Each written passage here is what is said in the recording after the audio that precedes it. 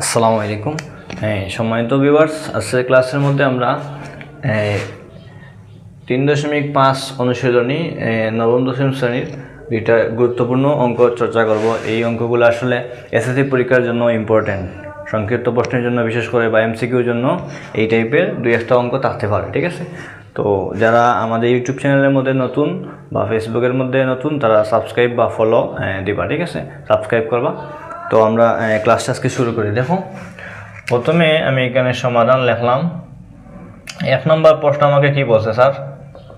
হয়েছে যে শতকরা বার্ষিক 7 টাকা হারে 650 টাকার 6 বছরে মুনাফা কত?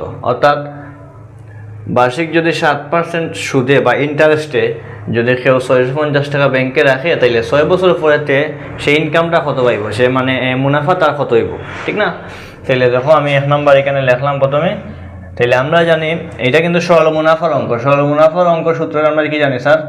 সরল মুনাফা এই নির্ণয়ের সূত্র হচ্ছে I = P/N/R।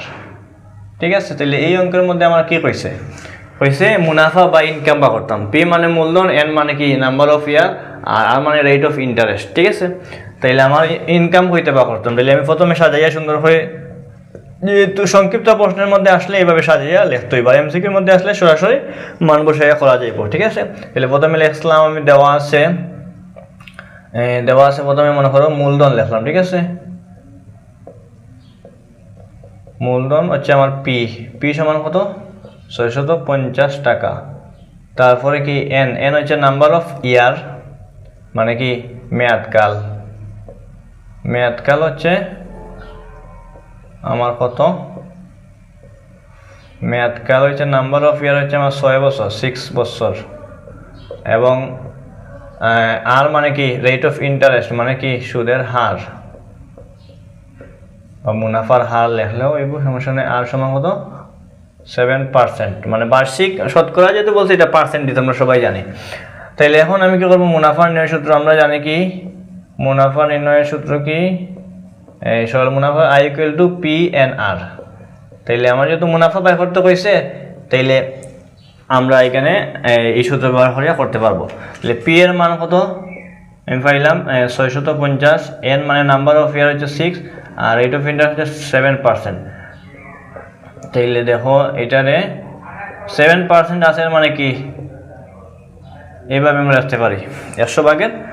ঠিক আছে, তাইলে এখন দেখো, এটা আমরা এই শূন্য কাটাকুটি করিয়া তারপরে আমরা লবে লবে গুণ দিয়া হরে হরে ভাগ করতে পারবো। তাইলে লবে লবে গুণ বলতে না আছে কত? আর 65 গুণ 6 গুণ 7, তাইলে কত হইল স্যার আমার? 2730। এখানে আমি লিখবো কত? উপরে 2730, আর নিচে আছে কত? শুধু 10 আছে, ঠিক না? এখন 2730 যদি আমি 10 দিয়ে ভাগ দিই, তাহলে কত? 273 টাকা হচ্ছে আমার, এটা আছে আমার আনসার। ঠিক আছে, অর্থাৎ কি বুঝলা তোমরা? অর্থাৎ আজকে যদি কেউ 650 টাকা ব্যাংকে রাখে জমা, আর ব্যাংক যদি তাকে 7% বার্ষিক মুনাফা দেয়, শতকরা হারে যদি তাকে ইন্টারেস্ট দেয় বা সুদ দেয় আর কি, যেটা, তো এটা বাড়তে বাড়তে 6 বছর পরে হবে তার টাকাটা, এই মুনাফা পরিমাণ হবে 273 টাকা।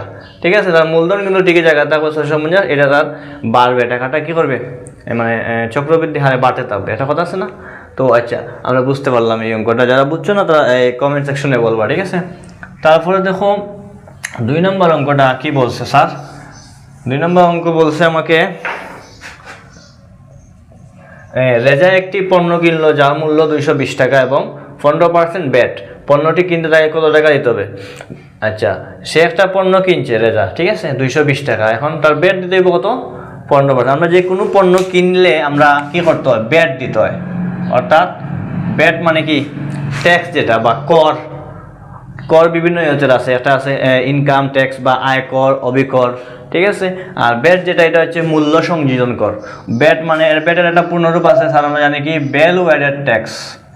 এটা জানিয়ে রাখা ভালো। এটা যে কোনো সময় তোমার ইন্টারভিউয়ের মধ্যে কোনো একটা প্রশ্ন যদি করে, তাহলে এটা তোমার আসতে পারে, হইতে পারে যে ব্যাট আসলে কি, ব্যাটের পূর্ণরূপ কি? ভ্যালু অ্যাডেড ট্যাক্স, মানে মূল্য সংযোজন কর। ঠিক আছে। তাইলে এই অঙ্কটা করতে গেলে আমরা যে কোনো একটা পণ্য কিনলে, যেমন একটা কলমও যদি কিনতে যাই 5 টাকার মধ্যে আমাদের কিন্তু সরকারকে ব্যাট দিতে হয়। ব্যাট মনে করো 20 পয়সা 5 টাকার মূল্যের, বা 100 টাকার কোনো পণ্য কিনলে আমরা 2-3 টাকা এরকম ব্যাট দিতে হবে, পণ্য বুঝে আর কি আমাদেরকে ব্যাট দিতে হবে। যদি এটা আমরা পণ্যটা আমদানি করে থাকি তাহলে এটার দাম কিন্তু আরও বাড়তে পারে, কারণ আমরা বিদেশ থেকে যদি এটা আমরা আনি, ঠিক আছে, বা যদি রপ্তানি করে আনি তাহলে এটার দাম আরও বাড়বে। আর যদি আমাদের দেশের পণ্য থাকলে এই পণ্যটার দামটা কমতে পারে, ঠিক আছে। তো সরকার কিন্তু আমরা আলটিমেটলি কী দিতে হয়, ব্যাট দিতে হয়, কারণ ব্যাট না দিলে সরকার কিন্তু চলতে পারে না, ঠিক আছে। কারণ সরকার কিন্তু এই ব্যাটের মাধ্যমে, এই ট্যাক্সের মাধ্যমে কিন্তু চলে, এইভাবে কিন্তু তাদের একটা বাজেট তৈরি করে, এবং বাজেট তৈরি করে শেষে কী করে দেশের উন্নয়ন করে, পদ্মা সেতু বানায় কিংবা মনে করে মেট্রো রেল বানায়, এরকম মেগা মেগা প্রজেক্ট তারা তৈরি করে। যাই হোক, সেটা ভিন্ন বিষয়, আমরা অন্য কোনো ক্লাসে এরকম ডিপলি ডিসকাস করব, ঠিক আছে। তো এখন দেখো আমার এই অঙ্কটা কী বলছে, প্রথমে আমি লেখমো পণ্যটির মূল্য কত ছিল, দেওয়া আছে মনে করো পণ্যটির মূল্য ছিল মেইনলি, মানে বেসিক যে মূল্যটা ছিল সেটা কত, 220 টাকা, মানে উইদাউট ব্যাট। ব্যাট কিন্তু আমার যোগ করতে হইব, কারণ আমরা যদি যে কোনো একটা পণ্য কিনি এটার সাথে যদি ব্যাট যোগ করা থাকে, কিন্তু এই পণ্যটা মানে মেইন পণ্যটাই দাম হয়েছে 220 টাকা, এটার সাথে কিন্তু ব্যাট যোগ করা না। আর ব্যাট যদি যোগ করা থাকতো তাহলে এই ব্যাট এই যে 15% আছে এটা উল্লেখ করা থাকতো না, ঠিক আছে। তাহলে ব্যাট আমি কি করবো, এটার বা করবো, এই পণ্যটার ব্যাট কত পার্সেন্ট, 15%। তাইলে 15% এর মানে কি, ব্যাট হইলে যেহেতু 15%, এর মানে কি যে 100 ভাগের 15, ঠিক আছে। এখন আমি পণ্যটির প্রকৃত মূল্য মানে আমরা বার করবো, পণ্যটির প্রকৃত মূল্য আসলে সে কত টাকা দিয়ে পণ্যটা কিনতে হইব। তাইলে মূল পণ্যটা ছিল কত, 220 টাকার, ব্যাট কত পার্সেন্ট, ব্যাট হয়েছে আমার 15%, ঠিক আছে। তাহলে 220 টাকা 15% এর মানে কি, তাহলে সেম আগের মতো আমি এটা লিখলাম 15/100, ঠিক আছে। তাইলে এখানের মধ্যে আমরা সরাসরি গুণ দিতে পারি, 220 এর সাথে আগে 15 গুণ দিয়ে 100 দিয়ে ভাগ দিতে পারি, সহজ এটা বিষয়টা। তাইলে 220 গুণ হচ্ছে আমার 15 সমান কত হইল, 3300 দিলাম আমি কি, 3300 আর ভাগ হচ্ছে আমার 100, ঠিক আছে। এখন এই শূন্য কাটা, এই শূন্য থাকলে কত, 33। তাইলে ব্যাট 220 টাকা পণ্য আমার ব্যাট দিতে হইব কত, 33 টাকা। তাইলে এটাই কিন্তু আমার আনসার না, এটা আমার ব্যাটের পরিমাণটা বাড়িয়েছে, ঠিক আছে। তাইলে প্রকৃত মূল্য যদি আমরা বার করতে যাই স্যার, তাইলে 220 এর সাথে কি করবো, 33 যোগ করতে হইব, ঠিক আছে। যোগ করিয়া কত হয়ে যাবে, 253 হইব, ঠিক আছে। এটা হচ্ছে আমার আলটিমেটলি আনসার। এটা হচ্ছে তাকে এই পণ্যটা কিনতে গেলে এই 253 টাকা তাকে দিতে হবে। আশা করি সবাই বুঝতে পারছো, না বুঝলে তোমরা কমেন্ট সেকশনে বলবা, যাতে করে মানে আমরা আরও বুঝতে পারি যে তোমাদের উইক পয়েন্ট কোনটা, স্ট্রং পয়েন্ট কোনটা, ঠিক আছে। সবাই কমেন্টে বলবা কোন কোন অধ্যায়ে তোমরা দুর্বল আসো বা পারো না, ঠিক আছে। তো আমরা আজকে ক্লাস এখানেই সমাপ্তি। ভালো থাকো, সুস্থ থাকো, আসসালামু আলাইকুম।